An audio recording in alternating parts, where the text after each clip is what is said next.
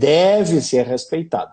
Bom, já é a segunda vez aqui que alguém pergunta sobre bursite de quadril e nós vamos falar sobre bursite de quadril. Acho que é importante as pessoas saberem. Poxa, é super comum bursite. Eu, particularmente, gosto muito de tratar bursite. E eu deixo até para ti, né? Assim, qual é o teu entendimento sobre a bursite, Inácio?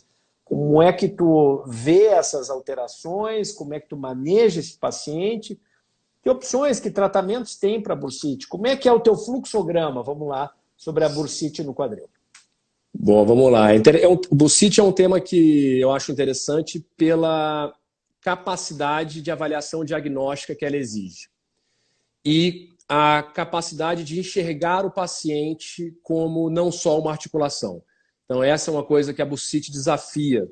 Então, se o médico é aquele médico que só olha para uma junta, ele vai deixar passar batido e não vai ter sucesso no tratamento das bursites. Essa é a primeira coisa que eu acho importante. Então, o meu fluxograma, em primeiro lugar, para a bursite, é investigar todas as possíveis causas para aquela bursite. E aí os pacientes têm que entender que bursite é uma simplificação do que a gente chama hoje de síndrome dolorosa do grande trocânter, que é aquele ossinho ali da lateral do quadril que a gente palpa, que muitos pacientes falam, eu sinto aqui como se fosse na cabeça do fêmur, mas não é nessa região no aqui. ladinho. Isso, que o André está mostrando. Porque na imensa maioria das vezes é mais frequente uma tendinopatia dos tendões abdutores, do glúteo médio, do glúteo mínimo, do que a bursite em si. E muitas vezes é um espectro. Naquele mês está doendo por causa da bursite, no outro mês dói por causa dos tendões. Isso é muito variável. É muito frequente a associação de dor na lateral do quadril, vamos falar aqui como síndrome trocantérica, e problemas na coluna lombar. Então, a coluna lombar não pode ser esquecida neste momento. Então, meu fluxograma começa por uma avaliação muito cuidadosa da coluna lombar e de todas as estruturas da região trocantérica, uma avaliação biomecânica mais completa, porque os tendões laterais do quadril sofrem muita influência do eixo mecânico dos membros inferiores, posição de joelho, posição de tornozelo, marcha dinâmica, então uma série de coisas nesse sentido. A partir daí, diagnostiquei, é realmente uma síndrome trocantérica. O tratamento mais clássico é você ter os melhores fisioterapeutas ao seu dispor, tá? E isso traz a resolução em mais de 95% dos casos. O problema é equipe competente de fisioterapia e paciente disposto a fazer aquilo. Muitas vezes por um tempo razoável, porque não é uma solução rápida. Tá? Então isso eu começo a discutir com ele já. A educação em saúde é importante. Ó, você vai ter que fazer um protocolo de fisioterapia, pode ser que não demore, você está disposto a isso? E o paciente vai nessa linha.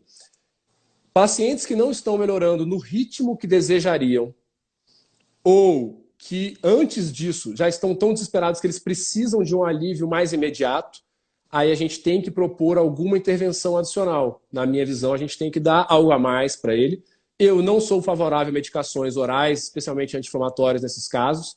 Eu sou favorável a, inicialmente, métodos físicos, não invasivos, por exemplo, uma terapia por onda de choque, que é algo que você faz brilhantemente aí, fala tanto disso, tá? Ou aí sim as infiltrações, deixando claro que nós estamos falando aqui neste âmbito dessa live, eu e o Dr. André, de infiltrações guiadas por imagem, por ultrassonografia, no local que causa dor. Ninguém está falando de injeção intramuscular na farmácia de 1 quilo de corticoide, tá? Não é disso que a gente está falando. Infiltração para a gente aqui é olhar o local do problema, atingir o local do problema e colocar uma série de substâncias que podem ser colocadas ali. Isso é muito à la carte, essa decisão do que vai ser colocado, mas no local do problema. Ácido hialurônico, fitoterápicos, anti-inflamatórios, muitas vezes, viscobiológicos, tá? Aí tem uma série de produtos que nós podemos utilizar, trazendo benefícios. Essa seria a minha linha e minha sequência de tratamento.